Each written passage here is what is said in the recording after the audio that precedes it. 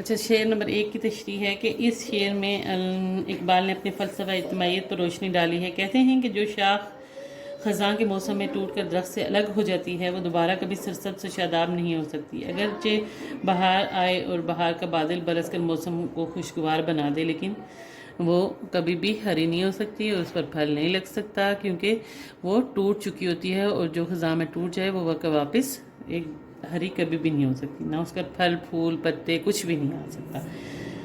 شاخ بریدہ در باراں سبز نمی آید، ٹوٹی ہوئی شاخ موسم بہار میں بھی ہری نہیں ہو سکتی۔ انسان جب اپنی قوم سے ناطہ توڑ لیتا ہے تو اس کی نشو و نما، ترقی رک جاتی ہے، تباہی اور بربادی اس کا مقدر بن جاتی ہے۔ اسی لیے کہتے ہیں کہ اپنی قوم سے جڑا رہنا چاہیے، کہ ہمیں اس سے کٹ کر ہمیں نہیں زندگی گزارنی چاہیے، کیونکہ اگر ہم اپنی قوم سے جڑے رہیں گے تو تبھی اسی میں ہماری ترقی ہے، اسی میں ہماری بھلائی ہے۔ کیونکہ جو ایک آدمی اپنی قوم سے ناطہ توڑ لیتا ہے تو وہ کچھ بھی نہیں کر سکتا۔ منفعت ایک ہے اس قوم کی، نقصان بھی ایک ہی سب کا، نبی صلی اللہ علیہ وسلم، دین بھی ایمان بھی ایک، حرم پاک بھی، اللہ بھی، قرآن بھی ایک، کچھ بڑی بات تھی ہوتے جو مسلمان بھی ایک۔ تاریخ گواہ ہے کہ سید جمال الدین افغانی اور علامہ اقبال نے اتحاد پر اور اسلام کے لیے بہت بڑا کام کیا ہے۔ اقبال کی شاعری میں یہی بات پکار بار بار سنائی دیتی ہے کہ ایک ہو مسلم حرم کی پاسبانی کے لیے، نیل کے ساحل سے لے کر تاب خاک کاشغر۔ اس شعر میں درخت اور ٹہنی کی مثال بڑی عمدہ ہے۔ یہ حقیقت ہے کہ ٹہنی درخت سے کٹ جائے تو وہ جلد سوکھ جاتی ہے اور پھر اس کے ہرے ہونے کا سوال ہی پیدا نہیں ہوتا۔ یہ ایک درس ہے کہ اگر ہمیں ہمیشہ ترقی کے زینے پر رہنا ہے تو آپس میں متحد ہو کر رہنا چاہیے۔ مسلمانوں کو چھوٹے موٹے اختلافات میں الجھ کر اپنے اتحاد کو پارا پارا نہیں کرنا چاہیے۔ پارا پارا ٹکڑے ٹکڑے نہیں کر دینا چاہیے۔ اس وقت دنیا میں مسلمانوں کی تعداد 100 ارب کے برابر ہے اور وہ 50 سے زیادہ آزاد مملکتوں کے مالک ہیں۔ ان کے پاس بے پناہ انفرادی اور مالی وسائل موجود ہیں۔ بس اگر وہ جذبہ ایمانی اور یکجہتی کا مظاہرہ کرتے ہوئے ایک دوسرے سے پیوستہ رہیں تو دنیا کی کوئی طاقت ان کی طرف آنکھ اٹھا کر نہیں دیکھ سکتی۔ ایک ولولہ تازہ دیا میں نے دلوں کو، لاہور سے تاب خاک بخارا و سمرقند۔ شعر نمبر 2 ہے کہ ہے لازوال عہد خزاں، اس کے واسطے جو واسطہ نہیں، کچھ واسطہ نہیں ہے اسے برگ و بہار سے۔ تو اس کا یہ ہے کہ بچوں جو مشکل الفاظ ہیں نا ان کو یاد کرنا ضروری ہوتا ہے۔ اگر آپ یاد نہیں کریں گے تو پھر آپ کے تشریح کرنے میں مشکل پیش آئے گی۔ تو اس کی تشریح یوں ہے کہ جو شخص اپنے مرکز سے تعلق توڑ لیتا ہے وہ اپنی انفرادی زندگی میں زیادہ عرصے تک زندہ نہیں رہ سکتا۔ اس کی تشخص ختم ہو جاتا ہے، وہ ناکام و نامراد رہتا ہے اور اس کی ترقی کے لیے تمام مواقع معدوم ہو جاتے ہیں۔ درخت سے ٹوٹی ہوئی شاخ ہمیشہ کے لیے سوکھ جاتی ہے، وہ کبھی سرسبز و شاداب نہیں ہو سکتی۔ اس شاخ یا ٹہنی پر کبھی پھل نہیں آ سکتے، اس کے پتے بھی ہرے نہیں ہو سکتے، گویا اس ٹہنی کا سارا حسن ختم ہو جاتا ہے۔ اصل بات یہ ہے کہ انسان کی ساری ترقی اجتماعیت میں ہے۔ اسلام دین فطرت ہے اور اسلام نے اسی لیے اجتماعیت پر زور دیا ہے۔ اقبال نے اس شعر میں شجر کی علامت استعمال کرتے ہوئے مسلمانوں کو ایک عظیم درس دیا ہے اور یہ درس اتحاد کا درس ہے۔ اقبال کی شاعری بھی عالمگیر اور آفاقی ہے۔ انہوں نے مسلمان عالم میں زندگی کی ایک نئی لہر دوڑا دی اور ایک ولولہ تازہ پیدا کر دیا۔ انہوں نے مسلمانوں میں یہ شعور بیدار کیا کہ اگر اپنا کھویا ہوا وقار دوبارہ حاصل کرنا ہے تو آپس میں اتحاد و اتفاق پیدا کرو، اللہ تعالیٰ کی رسی کو مضبوطی سے پکڑو تاکہ کفر کی مذموم حرکات کا مقابلہ کرنے کے قابل ہو سکو۔ اقبال نے اس شعر میں یہ سبق دیا ہے کہ درخت سے ٹوٹی ہوئی شاخ ہمیشہ کے لیے خزاں کا شکار ہو رہی رہتی ہے۔ ملت اسلامیہ سے پیوستہ رہ کر ہی مسلم نوجوان سرخرو ہو سکتا ہے۔ تو اس میں انہوں نے ایک شعر یہ بتایا کہ دیکھیں ان کی جمعیت کا ہے ملک و نسب پر انحصار، قوت مذہب سے مستحکم ہے جمعیت تیری، قوم مذہب سے ہے مذہب جو نہیں تو تم بھی نہیں، جذب باہم بھی نہیں محفل انجم بھی نہیں۔ حدیث میں ہے کہ مسلمان ایک دیوار یا عمارت کی مانند ہیں جس میں ایک اینٹ دوسری اینٹ سے کی تقویت کا باعث بنتی ہے۔ تقویت یعنی ایک اینٹ جو دوسری اینٹ کے لیے طاقت کا باعث بنتی ہے۔ دیکھیں ایک دو اینٹیں اگر ہم نکال دیتے ہیں تو دیوار ساری تو گر جائے گی۔ تو یہ فلسفہ اجتماعیت پر بڑے حسین انداز سے روشنی ڈالتا ہے۔ اچھا دیکھیں شعر نمبر 3 ہے کہ ہے تیرے گلستان میں بھی فصل خزاں کا دور، خالی ہے جیب گلزر کامل عیار سے۔ تو اس شعر میں بھی علامہ اقبال یوں کہتے ہیں کہ اس شعر میں ملت اسلامیہ کے لیے ایک عظیم درس ہے کہ مسلمان کی عروج آشنا تھی، مسلمان کبھی عروج آشنا تھے اور پوری دنیا میں ان کا طوطی بولتا تھا، یعنی کہ ہر طرف انہی کا ڈھنکا بجتا تھا، ہر طرف مسلمانوں کا ہی چرچا تھا۔ تو 712 میں محمد بن قاسم نے سندھ پر حملہ کیا اور برصغیر میں اسلامی سلطنت کی بنیاد رکھی، اور پھر مسلمانوں نے کم و بیش 1000 سال تک ہندوستان پر بڑی شان سے حکومت کی۔ ظاہر ہے جب وہ متحد تھے تو وہ اسی طرح انہوں نے حکومت کی، اور ہر طرف انہی کا چرچا تھا کہ دیکھیں کس طرح اجتماعیت سے کام کر رہے ہیں حکومت کی۔ مگر افسوس آپس کی ریشہ دوانیاں اور عدم اتحاد نے مسلمانوں کو زوال کی گہری کھائی میں پھینک دیا، یعنی کہ وہ جھگڑے جو آپس کی جو لڑائیاں تھیں اور ان کی وجہ سے وہ جو ان کو زوال کی طرف پستی کی طرف پھینک دیا۔ برصغیر پر انگریز حکمران ہو گئے اور مسلمان حاکم سے محکوم بن گئے، آقا سے غلام بن گئے۔ تو مسلمانان برصغیر کی پوری تاریخ اقبال کے سامنے تھی اور وہ ان کی پسماندگی دیکھ کر تڑپ رہے تھے۔ یہ سب نتیجہ تھا کہ آپس کے عدم اتحاد کا۔ اقبال نے مسلمانوں کو جھنجھوڑا، اے مسلمانوں اس وقت تمہارے گلستان میں خزاں کا راج ہے، تم زوال میں گھر چکے ہو، اور اس کی وجہ دامن دین سے دوری ہے، تم نے اللہ تعالیٰ کی رسی کو مضبوطی سے نہیں تھاما۔ دامن دین ہاتھ سے چھوٹا تو جمعیت کہاں، اور جمعیت ہوئی رخصت تو ملت بھی گئی۔ اقبال بڑے دردناک انداز میں بیان کرتے ہوئے کہتے ہیں کہ اس وقت مسلمان قوم زوال پذیر ہے اور ان کے دل جذبہ ایمانی سے، جذبہ جہاد سے خالی ہو چکے ہیں، وہ ہاتھ پر ہاتھ دھرے منتظر فرد ہیں، اور یہی سبب ہے کہ وہ غلامی کی زنجیر میں جکڑے ہوئے ہیں۔ اقبال نے اپنے موقف کی وضاحت کرنے کے لیے درخت اور ٹہنی کی مثال پیش کرتے ہیں اور کہتے ہیں کہ مسلمانوں کے گلستان میں خزاں کا موسم آ گیا ہے، درخت کی شادابی پتوں کی سرسبزی اور تازی پھلوں سے محروم ہو چکی ہے، اور باغ میں جتنے شگفتہ پھول نظر آتے ہیں ان پھولوں کے دامن خالص سونے سے خالی ہو چکے ہیں۔ یاد رہے کہ پھولوں کے 4 حصے ہوتے ہیں، ان میں پنکھڑیاں کامل زر اور بغیچہ مادہ۔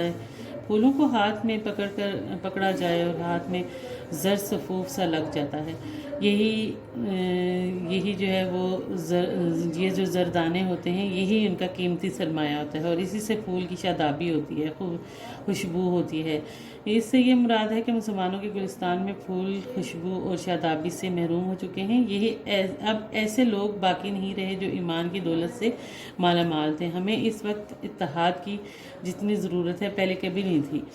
معروف شاعر ایاز اصغر شاہین نے کہا ہے کہ مسلمان غیر کے آگے تھا صورت فولاد تھا اپنے حلقہ یاراں میں نرم ریشم سے، مگر وہ آج ہے اپنوں کے خون کا پیاسا، توقع جیسی تھی جن ملک کو آدم سے، اور مسلمان اوج ثریا کو چوم سکتا ہے جو رشتہ جوڑ لے اب بھی رسول اکرم صلی اللہ علیہ وسلم سے۔ اصل میں اقبال کے اس شعر میں یہ کہنا چاہتا ہے کہ اس وقت مسلمان زوال آشنا ہیں، اس زوال سے نکلنے کا بس ایک ہی طریقہ ہے کہ آپس میں اتحاد و اتفاق اور مسلمانوں کا تفرقہ بازی چھوڑ کر ایک ہو جائیں۔ اتحاد ہی ایسی طاقت ہے جو دوسری قوموں پر فتح یاب کر سکتی ہے۔ جب اسلام نے ہمیں بھائی بھائی بنا دیا ہے تو آپس میں پھوٹ اور انتشار معنی دار ہے۔ ایک اگلا شعر اس کا ہے کہ شعر نمبر 4 کہ جو نغمہ زن تھے خلوت اوراق میں طیور رخصت ہوئے تیرے شجر سایہ دار سے۔ تو اس میں یہی بتایا گیا کہ پہلے آپ بچوں اپنے ان کے میننگ ضرور دیکھ لینے کہ نغمہ زن کا مطلب ہے کہ گیت گانے والا، خلوت کا مطلب ہے تنہائی، اور طیور جو ہے وہ پرندوں کو کہتے ہیں، رخصت ہوئے تیرے شجر سایہ دار، اور طیور طائر کی جمع ہے نا، تو اس کا مطلب ہے پرندے، تو رخصت ہوئے یعنی چلے گئے، سایہ دار درخت، سایہ درخت۔ تو اس کی تشریح کچھ میں ہے کہ علامہ اقبال کہتے ہیں کہ مسلمان اس وقت تباہی اور زوال سے دوچار ہیں اور محکومی اور غلامی کی حالت میں ہیں۔ ان کا وقار خاک میں مل چکا ہے۔ امت مسلمہ عظیم پہ سپوت جنہوں نے درمے قدم سخن مسلمانوں کو بیدار کیا، ان میں جذبہ حریت پیدا کیا، انہیں آزادی کی راہ دکھائی، ایک ایک کر کے دنیا سے رخصت ہو چکے ہیں۔ اور وہ رہبران قوم جو ملت اسلامیہ کو متحد ہو کر طاقت کی حصول کی تلقین کرتے تھے، وہ کہا کرتے تھے کہ اجتماعیت ہی ترقی کی اصل ہے۔ تو بقول علامہ اقبال کی یقین محکم عمل پہ ہم محبت فاتح عالم، جہاد زندگانی میں ہیں یہ مردوں کی شمشیریں۔ علامہ اقبال نے دیکھا کہ برصغیر کے مسلمان رہنما سید جمال الدین افغانی، سر سید احمد خان، مولانا محمد علی جوہر اور ایسے ہی عظیم لوگوں نے مسلمانوں کو کفر کے مقابلے میں ایک ہونے کی تلقین کی۔ حقیقت یہ ہے کہ دنیا میں کامیابی کا راز ایک یکجہتی اتحاد ہے۔ شاعر کا مقصد یہ ہے کہ مسلمان زوال پذیر ہو چکے ہیں، ان کی رہبری کرنے والے مخلص اور اہل دل لیڈر اس دنیا سے رخصت ہو چکے ہیں۔ اب بظاہر ان کی رہبری کرنے والا ہی نظر نہیں آ رہے، اہل دل موجود ہوں تو قوم کے سنورنے کی توقع ہوتی ہے۔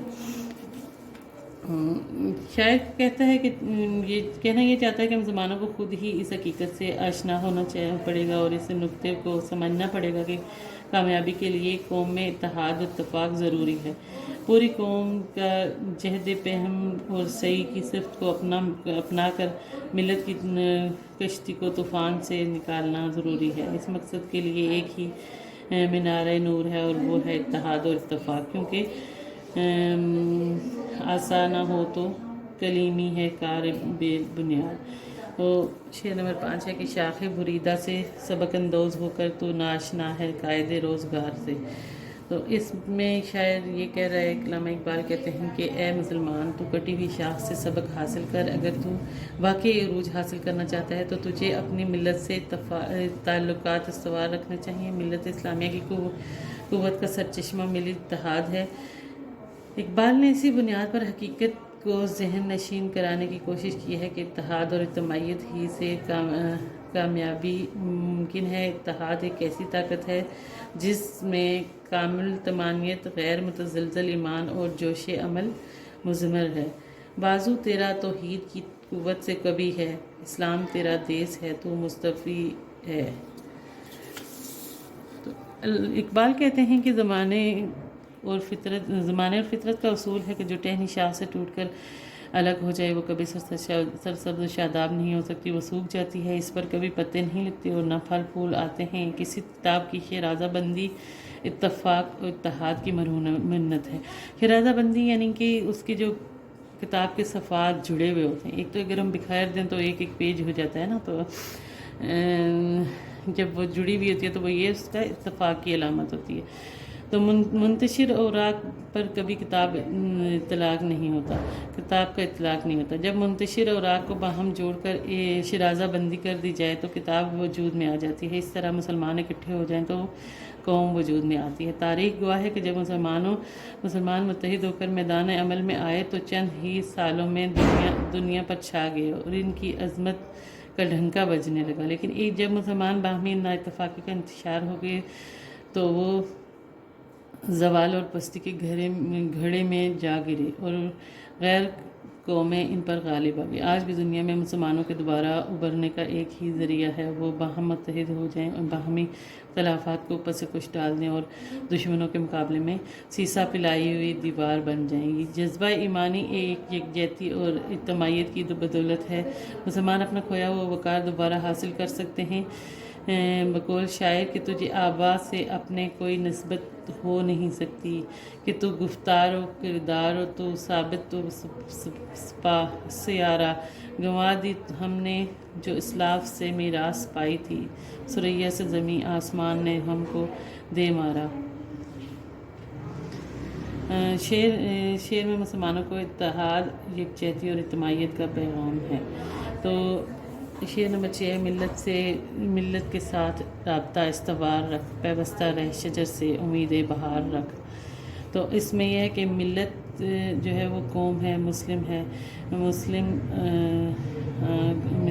ملت قوم ہے مسلم، یعنی رابطہ استوار رکھنا، مضبوط تعلق قائم رکھنا، اور پیوستہ کا مطلب ہے جڑا ہوا، اور امید بہار کا مطلب یہ ہے کہ فیض یاب ہونا، یعنی کہ فائدہ اٹھانا۔ ٹھیک ہے، تو اس کی تشریح کچھ حصہ ہے کہ اے مسلمان، تو اپنا تعلق ملت اسلامیہ سے قائم رکھ، تیری ترقی اور کامیابی کا راز اسی میں ہے، تو اس اپنے قوم سے وابستہ رہے۔ یہ درست ہے کہ تو اس وقت مسلم زوال پذیر ہے، لیکن عروج اور زوال تو آتا ہی رہتا ہے۔ یہ زمانے کا دستور ہے کہ عروج بھی عارضی ہے اور زوال بھی عارضی ہے۔ ترقی اور تنزل کو یہاں ہے کچھ عرصہ، مثال ماہ زیادہ نہیں مہینے سے۔ اگر مسلمان اتحاد کا دامن تھامے رکھیں تو کوئی وجہ نہیں کہ ان کا زوال عروج میں نہ بدل جائے۔ قوم مسلم میں جب اتفاق اور یکجہتی تھی تو وہ ساری دنیا پر چھا گئی تھی، اور دوسری اقوام نے اس کے آگے گھٹنے ٹیک دیے تھے۔ بقول مولانا حالی کہ یہ مولانا الطاف حسن حالی کی جو شاعری ہے اس میں سے ہے کہ ہر ایک علم کے فن کے جو جویا ہوئے، وہ ہر ایک کام میں سب سے بالا ہوئے، وہ فلاحت میں بے مثل یکتا ہوئے، وہ سیاحت میں ہیں مشہور دنیا ہوئے، ہر ایک ملک میں ان کی پھیلی عمارت، ہر ایک قوم نے ان سے سیکھی تجارت، نہیں اس طبق پر کوئی براعظم نہ ہو جس میں اس کی عمارت محکم۔ عرب، ہند، مصر، اندلس، شام و ولیم بناؤں سے ہیں ان کی معمور عالم، سر کوہ آدم سے تا کوہ بیضا، جہاں جاؤ گے کھوج پاؤ گے ان کا۔ علامہ اقبال مسلمان نوجوانوں سے مخاطب ہو کر کہتے ہیں کہ تمہاری خوشحالی کا راز ہے کہ ملت کے وجود میں گم ہو جا۔ اسلاف ایک مکمل ضابطہ حیات ہے، اور اس کے اصول پر مکمل عمل کر کے ہی تو کامیابی کی منازل طے کر سکتا ہے۔ اس شعر میں علامہ اقبال نے مسلمانوں کو فلسفہ اجتماعیت پر عمل کرنے کی دعوت دی ہے۔ یہ نظم مقصدیت کا ایک عظیم شاہکار ہے۔ اور یہ ہوئی نا ہماری ختم نظم۔ تو اس میں نا مختصر سوالات جو دیے گئے ہیں نظم کے آخر میں آپ نے دیکھے ہوں گے کہ اس میں سے ہے کہ اقبال نے ڈالی اور شجر سے کیا مراد لیا ہے۔ اس شعر میں علامہ اقبال نے اجتماعیت کے فلسفے پر روشنی ڈالی ہے۔ ان کا کہنا ہے کہ انسان جب قوم سے ناطہ توڑ لیتا ہے تو اس کی نشو نما ترقی رک جاتی ہے۔ انہوں نے اس کے لیے درخت اور ٹہنی کی مثال بڑی عمدگی سے دی ہے۔ یہ حقیقت ہے کہ جو ٹہنی درخت سے کٹ جائے وہ جلدی سوکھ جاتی ہے۔ علامہ اقبال نے شجر سے مراد ملت اسلامیہ لی ہے اور ڈالی سے مراد فرد واحد ہے۔ عہد خزاں کس کے واسطے لازوال ہے؟ اس کا جواب ہے کہ عہد خزاں درخت سے الگ ہو جانے والی شاخ کے لیے لازوال ہے۔ اس سے مراد یہ ہے کہ جو شخص اپنے مرکز سے تعلق توڑ لیتا ہے وہ اپنا تشخص ختم کر بیٹھتا ہے، پھر وہ ہمیشہ کے لیے اپنے اصل سے دور ہو جاتا ہے۔ اگلا سوال ہے کہ کس کے گلستان میں فضل خزاں کا دور ہے؟ مسلمان قوم کے گلستان میں فصل خزاں کا دور ہے۔ اس شعر میں ملت اسلامیہ کے لیے ایک عظیم درس ہے کہ مسلمان جو کبھی عروج اشنا تھے، اپنے آپس کی رشیہ دوانیوں اور عدم اتحاد کی وجہ سے حاکم سے محکوم بن گئے، ان پر خزاں آ گئے۔ اگلا سوال ہے کہ جیب گل کس چیز سے خالی تھی؟ تو پھول کی جیب زر کامل عیار سے خالی ہے۔ اس سے مراد یہ ہے کہ پھولوں کا دامن خالص سونے سے خالی ہو چکا ہے۔ یہاں سونے سے مراد پھولوں کے زردانے ہیں جن سے نئے پھول بنتے ہیں۔ مراد یہ کہ مسلمان جو ایمان کی دولت سے مالا مال تھے، جب اپنی اصل کو بھول چکے ہیں اور اسلامی تعلیمات کو بھول چکے ہیں تو ان میں اتحاد باقی نہیں رہا ہے۔ یہی وجہ ہے کہ وہ زوال پذیر ہو چکے ہیں۔ تو اس کا اگلا سوال ہے کہ خلوت اوراق میں کون نغمہ زن تھے؟ تو خلوت اوراق میں طیور نغمہ زن تھے۔ طیور بتایا نا میں نے آپ کو کہ طائر کی جمع ہے پرندہ، تو یعنی یہاں پہ پرندے، ٹھیک ہے۔ مراد یہ ہے کہ ملت اسلامیہ ایک عظیم سپوت جنہوں نے اپنے کردار و عمل سے مسلمانوں کو بیدار کر کے ان میں جذبہ حریت پیدا کیا اور آزادی کی راہ دکھائی ہے، اور جب وہ دنیا سے رخصت ہو چکے ہیں تو پھر تو اگلا سوال ہے کہ ہمیں کس چیز سے سبق اندوز ہونا چاہیے؟ علامہ اقبال کہتے ہیں کہ ہمیں کٹی ہوئی شاخ سے سبق اندوز ہونا چاہیے۔ زمانے اور فطرت کا اصول یہ ہے کہ جو ٹہنی شجر سے ٹوٹ کر الگ ہو جائے وہ دوبارہ کبھی سرسبز و شاداب نہیں ہو سکتی۔ اس طرح جب مسلمان باہمی نا اتفاقی کا شکار ہو کر الگ الگ ہو جاتے ہیں تو وہ کبھی بھی ترقی نہیں پا سکتے، ٹھیک ہے۔ تو اس میں یہ ہے کہ امید بہار کے لیے کس چیز کی ضرورت ہے؟ اگلا سوال یہ تھا، تو امید بہار کے لیے ٹہنی کا شجر سے جڑے رہنا ضروری ہے۔ مراد یہ ہے کہ مسلمان امت کی ترقی کے لیے اتفاق و اتحاد بہت ضروری ہے۔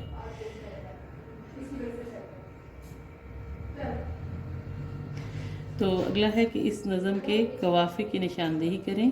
اس نظم کے قوافی درج ذیل ہیں: بہار، بہار، بار، عیار، دار، روزگار۔ یہ شعر کے آخر میں جو آپ کو پتہ نہ آتے ہیں ان کو کہتے ہیں۔ تو چلیں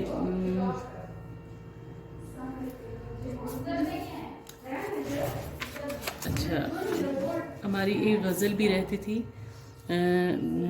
غزل نمبر 4 جو ہے، تو آگے میں آپ کو اس کی تشریح بتاتی ہوں۔ اس کا پہلا شعر ہے، غزل نمبر 4 کا پہلا شعر ہے کہ لگتا نہیں ہے دل میرا اجڑے دیار میں، کس کی بنی ہے عالم ناپائیدار میں ہے۔ بچوں یہ جو ہے نا یہ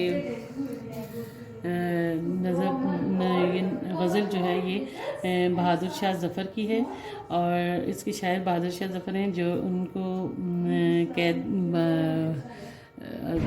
کر لیا گیا تھا، انگریزوں نے قید کر کے تو رنگون کی جیل میں ڈال دیا تھا۔ یہ نظم انہوں نے جیل کے اندر بیٹھ کر لکھی تھی۔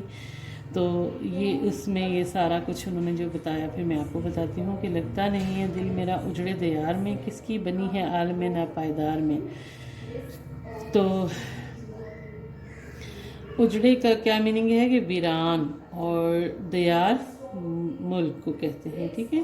یہاں پہ ملک کو کہتے ہیں، عالم دنیا، اور ناپائیدار یہ ختم ہونے والا، فانی، یعنی کہ جیسے یہ ہماری زندگی ہے نا، ہماری دنیا کی زندگی ہے، تو یہ ہماری فانی زندگی ہے، ٹھیک ہے۔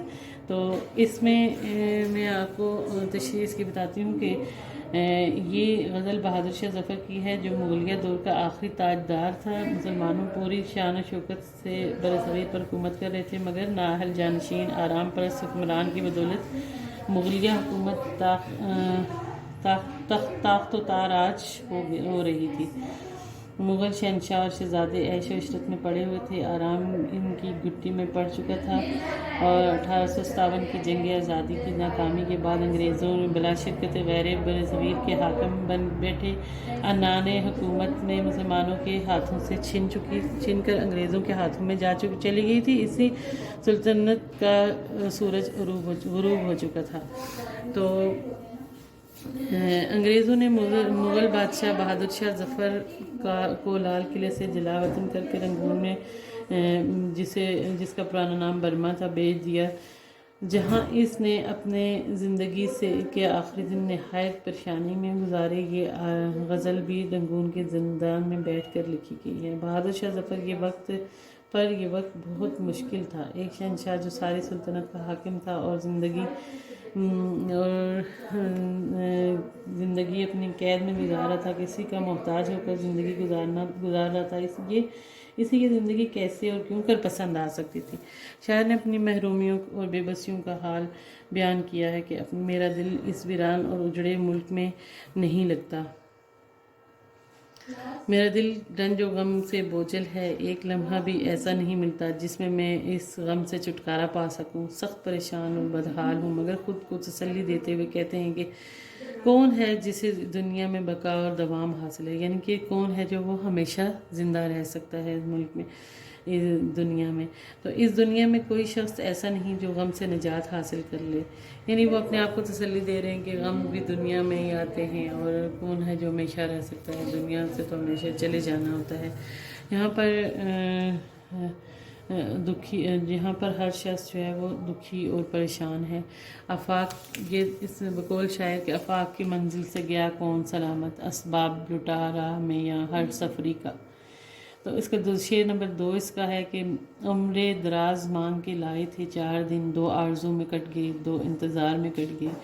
تو اس میں شاعر چونکہ پریشان ہے اور اپنی زندگی کے آخری دن بڑی قسم پرسی کی زندگی میں گزار رہا ہے۔ میم کیا کر رہی ہے؟ آواز آ رہی ہے۔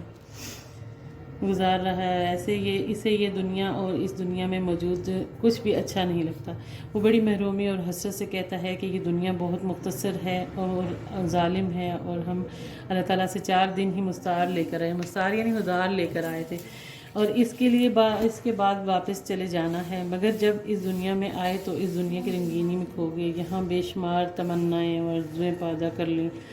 جب ہم دنیا میں آتے ہیں تو ہم اپنی خواہشات کے پیچھے بھاگنا شروع کر دیتے ہیں نا۔ یہ بات یہاں پہ بتائی گئی ہے کہ ہماری آدھی زندگی ان خواہشات کو تکمیل کرنے کی آرزو میں بسر ہو گئی۔ شاعر کا خیال ہے کہ اس دنیا میں کوئی بھی خواہش کبھی پوری نہیں ہوتی، موت آ جاتی ہے اور زندگی ختم ہونے لگتی ہے۔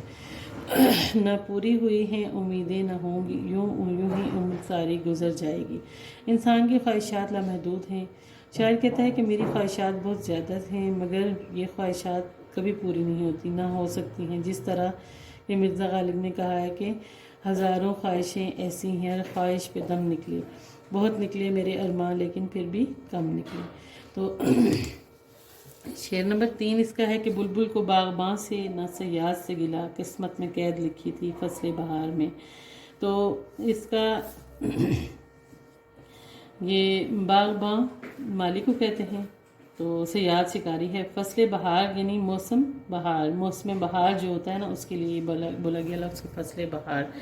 تو بہادر شاہ ظفر چونکہ زندہ میں قید ہیں اور اپنے قید ہونے کے بارے میں بالکل پریشان نہیں ہے۔ وہ ویسے تو بلبل اپنے قید پر پریشان اور غم زدہ رہتا ہے، کیونکہ ہر آزاد پرندہ قید کو پسند نہیں کرتا۔ یہ ایسا بلبل ہے جو اپنی قید پر غم زدہ نہیں ہے، اسے نہ مالک سے گلہ ہے، نہ صیاد سے شکوہ ہے، نہ باغ کے مالک سے کیا شکوہ کرتا ہے۔ اس نے اس کی حفاظت نہ کی اور شکاری نے اسے قید کر لیا، اور اس کی قسمت میں بہار کے موسم میں قید لکھی ہوئی تھی، اسی لیے سوائے صبر کے کوئی چارہ نہیں۔ یعنی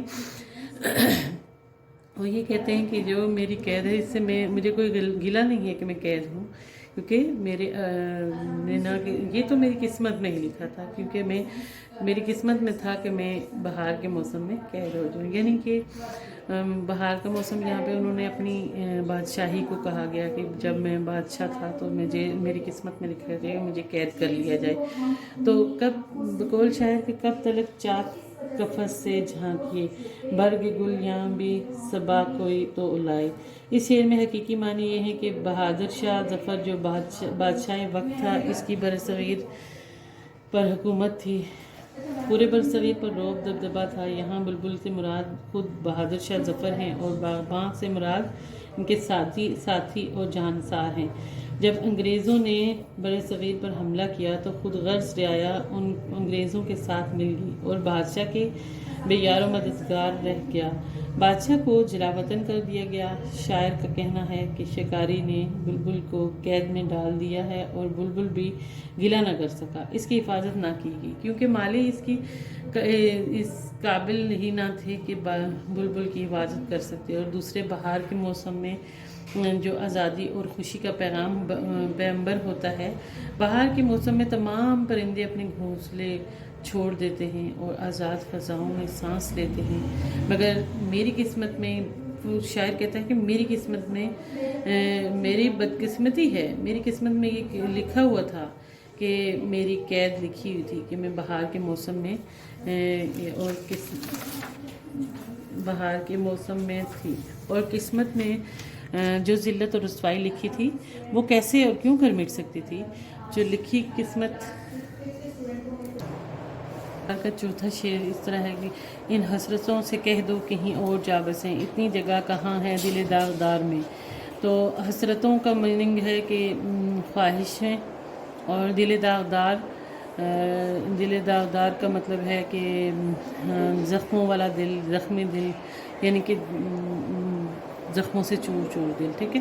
تو تشریح اس کی یوں ہے کہ بہادر شاہ ظفر نہایت بدحال ہو چکا ہے، رنگون کی قید میں اپنی آزادی کے دن پورے یاد کرتے ہیں، کہتے ہیں کہ کتنی آزادی تھی، ہر طرف خوشیاں ہی خوشیاں تھیں، اب زندہ میں ہوں، تمام خواہشات دم توڑ چکی ہیں، جینے کی آرزو ختم ہو رہی ہے، میری ناکام آرزوؤں سے کہہ دو کہ اب کہیں کسی اور دل کا ٹھکانہ ڈھونڈ لیں، کیونکہ میرا دل پہلے ہی داغدار ہو چکا ہے، اب ہر غم اور دکھ سہنے کی ہمت نہیں رکھتا۔ تو بقول شاعر کے دل کے پھپھولے جل اٹھے سینے کے داغ سے، اس گھر کو آگ لگ گئی گھر کے چراغ سے۔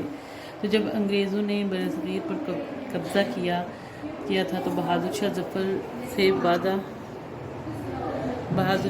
سے وعدہ کیا تھا کہ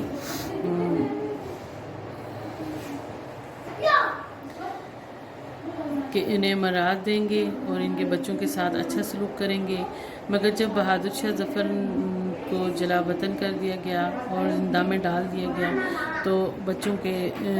تو ان کے بچوں کو لال قلعے سے باہر نکال دیا۔ بہادر شاہ ظفر کے پوتوں نواسوں کے سرکار دیے گئے اور باقی لوگوں کو در بدر کی ٹھوکریں کھانے کے لیے لال قلعے سے باہر کر دیا گیا، اور ساری صورتحال سے بہادر شاہ ظفر بہت دل برداشتہ ہوئے۔ شاعر بہت پریشان ہے کہ کہتا ہے کہ اب ساری خواہشیں اور تمنائیں ختم ہو چکی ہیں، میں زندگی کے باقی دن میں گن کر گزار رہا ہوں۔ تو بقول شاعر کہ زندگی ہے یا کوئی طوفان ہے، ہم تو اس جینے کے ہاتھوں مر چلے، امیدیں آرزوئیں کھلتی ہیں یوں میرے دل سے، کھیلتی ہیں یوں میرے دل سے، پلٹ جاتی ہیں موجیں جس طرح ٹکرا کے ساحل سے۔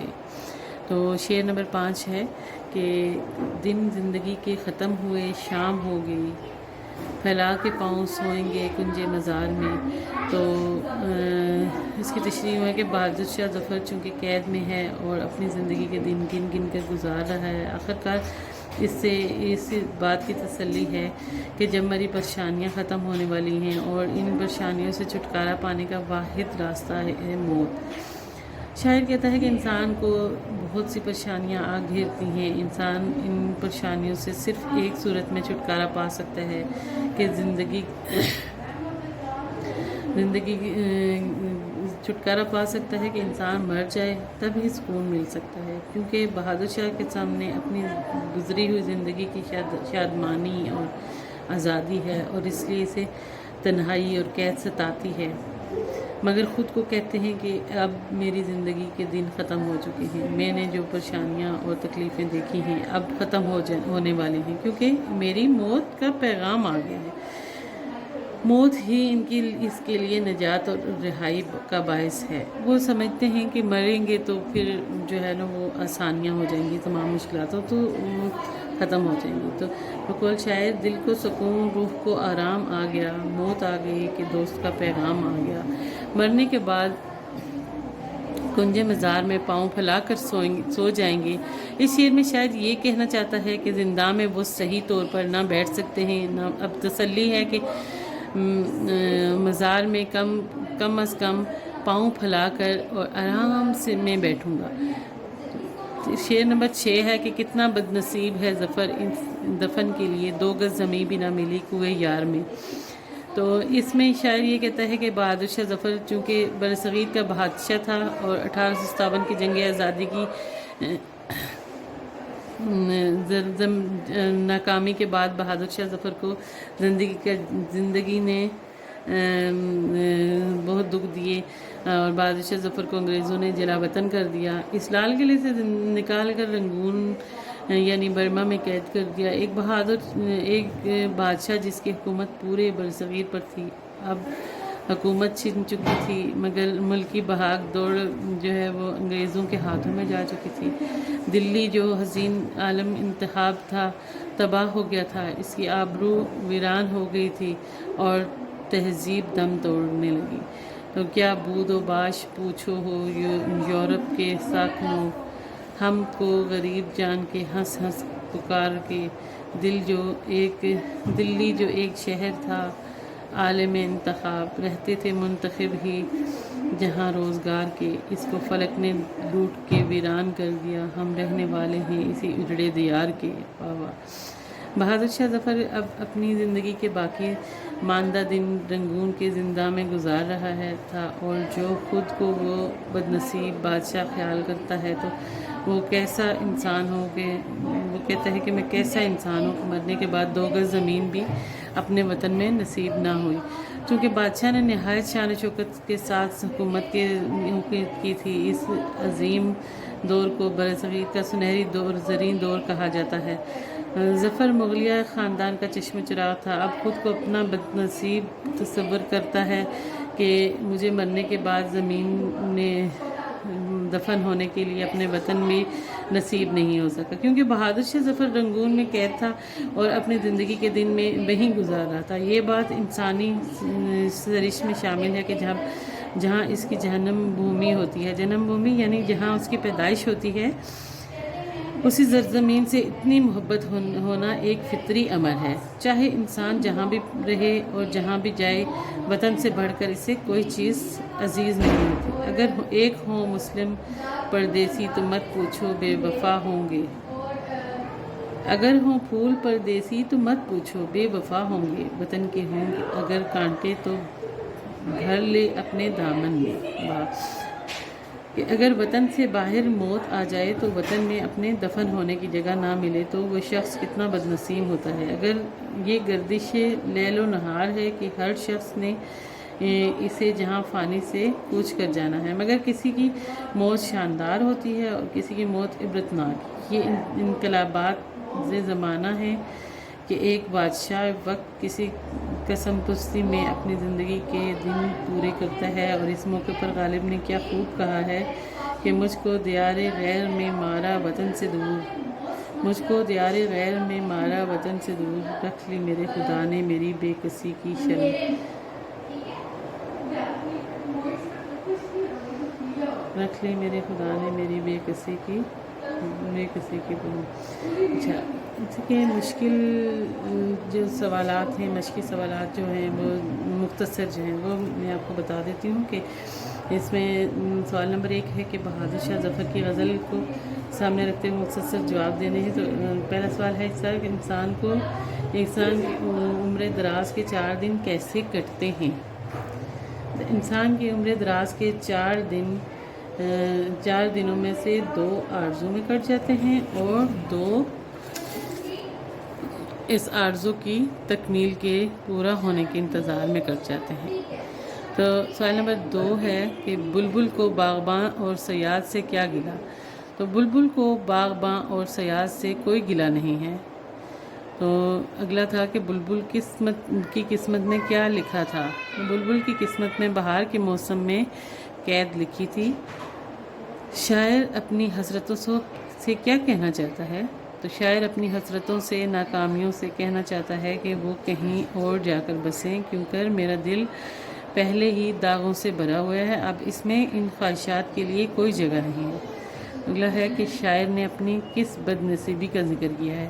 چونکہ بادشاہ نے ہر شان و شوکت کے ساتھ حکومت کی تھی، اس عظیم دور کو برصغیر کا سنہری اور زرین دور کہا جاتا ہے کہ مغل بادشاہ مغلیہ خاندان کا چشم و چراغ تھا۔ اب خود کو اتنا بد نصیب تصور کرتا ہے کہ کہتا ہے کہ مجھے مرنے کے بعد دفن ہونے کے لیے اپنا وطن بھی نصیب نہیں ہو سکا، کیونکہ بہادر شاہ رنگور میں قید تھا اور اپنی زندگی کے دن وہیں گزار رہا تھا۔ تو بچوں، یہ ہماری چوتھی اور آخری غزل تھی جس کے میں نے آپ کو تشریح بتائی ہے، اور امید ہے کہ آپ اچھے طریقے سے اس کو یاد رکھیں گے اور اچھے طریقے سے آپ تیاری کریں گے تاکہ آپ کامیاب ہو سکیں۔ تو یہ میں نے آپ کو درست فقرات دیے تھے، جو غلط تھے ان کو درست کرنا تھا، یہ ہیں کچھ۔